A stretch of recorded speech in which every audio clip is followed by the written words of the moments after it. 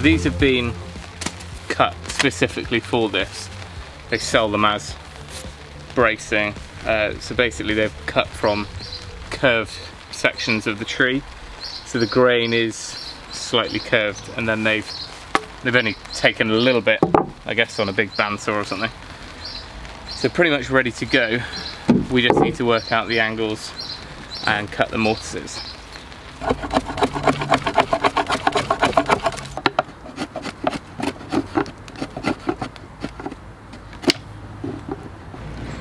Right, I think I've got to find a different method for this. What I'm trying to do is put a shoulder all the way around, which means that when timbers move, like on the tenons on the posts, we don't see the hole, because a lot of people put this tenon flush with one side. Now that's easier because you don't have to cut all the way around, but and on the end there some people leave it long, but you see that hole after a year or two. So I think this is the way I'm going to go, but it's just so painstakingly difficult or slow to take these off because they're so shallow. And I thought about doing some sort of jig on the table saw, but nothing's square because these are curved, and that just didn't sit well with me. So I'm going to try using, on the next one, using the circular saw to both cut this way but also do the length, and I'll do that before I take off these sections.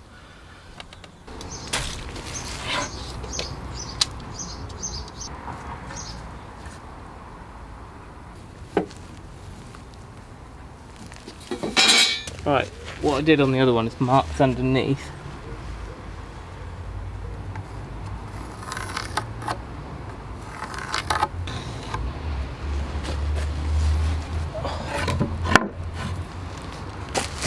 Let's just make a mark.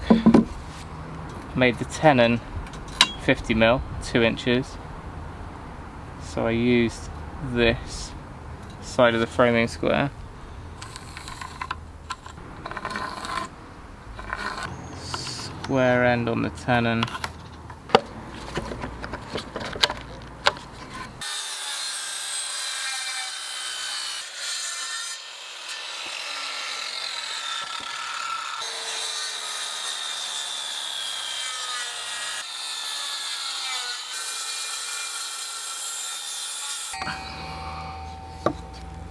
Yeah, something tells me we should probably get a new saw blade. That's been in there for 6 years.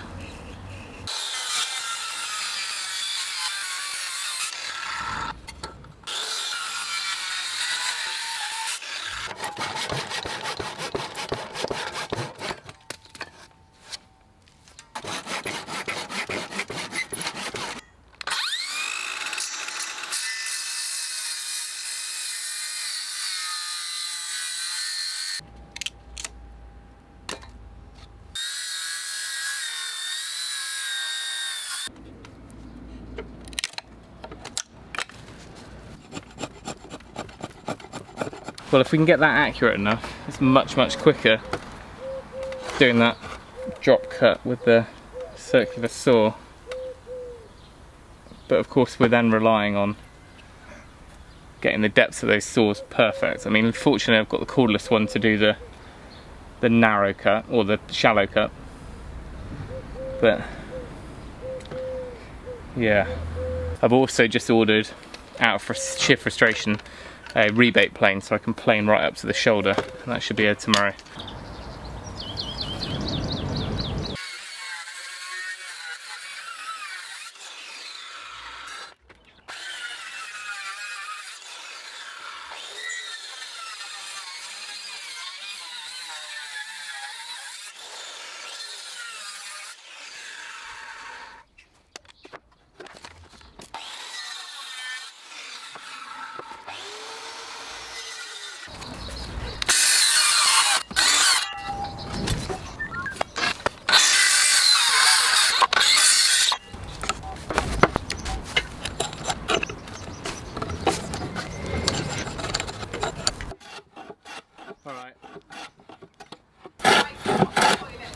Getting quicker, that was much better that end.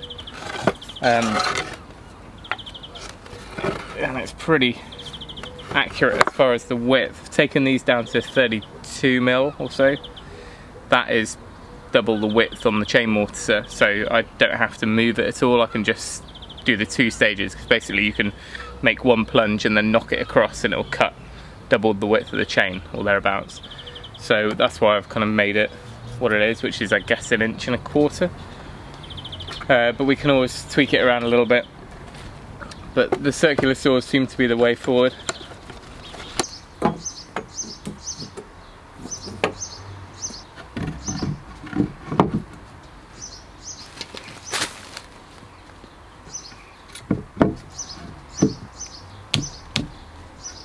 So that's roughly how it's going to fit.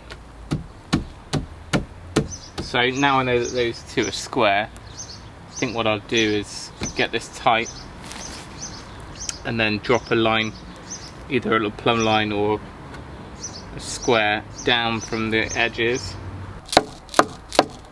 So I've marked both sides of the tenon and drop those lines down. Because this is just in the middle of the gazebo, well, because it's a gazebo, we don't need to put these wind braces in any particular place. Sometimes I think if you're direct glazing, you might want to set them back only 1/3 or 2/3 or whatever. So I'm just going to centralise these. So I think I'm at a point now where I can take out the post and flip everything with the mortise sides facing up.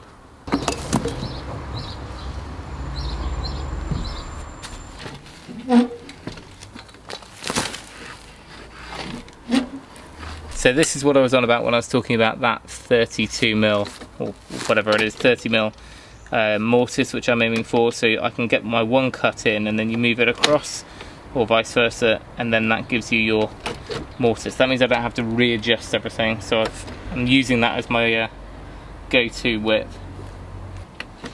Good.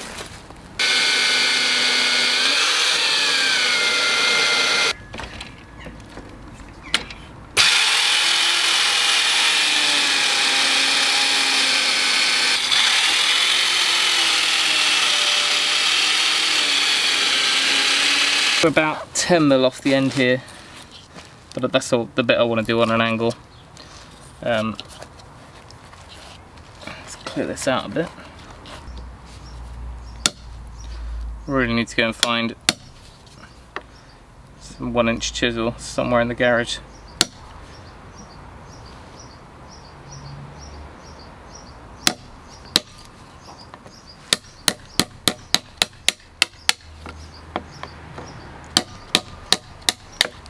Before I clean up the sides of the mortise, because it leaves it a little bit furry, that chain mortiser, but just in case we're already a bit loose, I'm going to check. Let's have a look.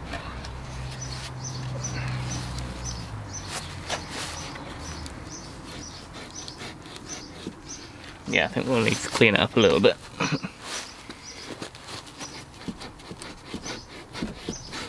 Not much.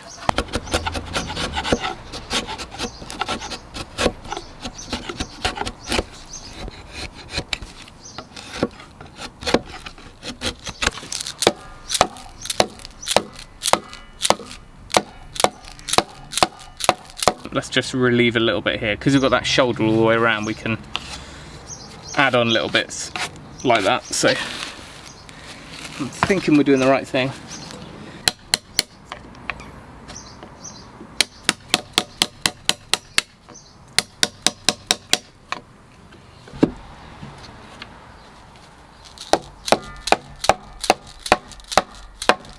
Right, as fun as it is to use this chain mortiser, I won't bore you with endless minutes and minutes of footage of that.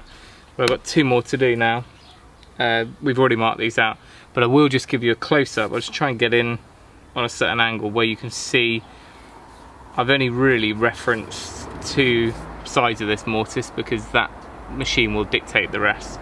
But where it kind of comes down, because it gives you a square hole, unlike when you're boring down with the drill bit and then squaring it up, you can literally precisely sit it on your crosshairs, and hopefully it should give us an accurate corner to reference from.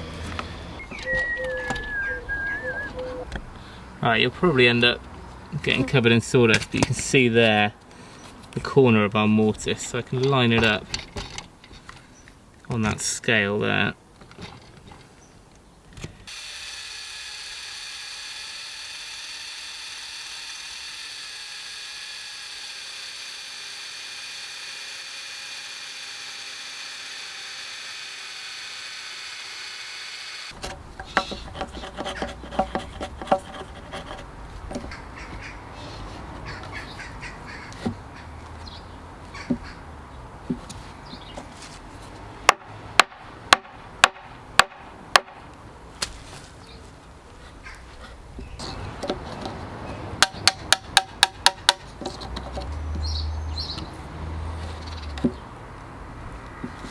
Better. Now it's time to drill the holes. I'm going to put 2. It's probably over the top, but all the images and diagrams I've seen always have 2 in at least one of the ends of each windbrace, so that's what we're going to do. So I'm going to drill those into the mortises, then we'll slot them in, and then we'll offset them. There.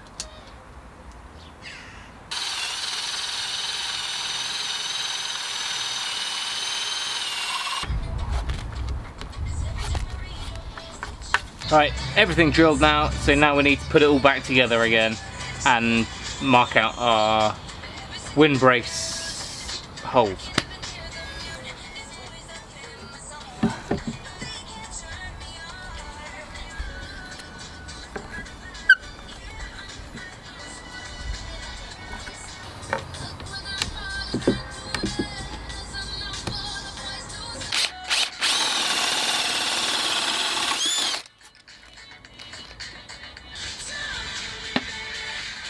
Right, now we've got the challenge of putting it all together. Hopefully it's going to fit. This is where, if anything's going to go wrong, it's now.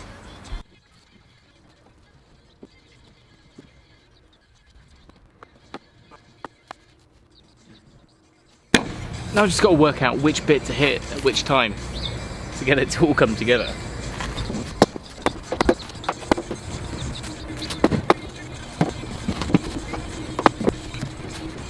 Not bad, not bad. Could be better. I'll show you exactly what I mean. So it does look more and more like a proper timber frame now. But because we're not doing the proper layout where you account for the timbers not being square and straight, I think, you know, individual timbers are all perfect but not together. They're not scribed as such. So you can see there's a gap down that far in there. And likewise, once this is all pegged and pulled in, that might help, but I think there's going to be a certain degree of finesse, so we've got to go around and tweak things. Same over this side. This one seems to be bottoming out a little bit, which is stopping that sitting right down on the post, whereas this morning we had that perfect. So yeah. Don't get me wrong though, it's coming together.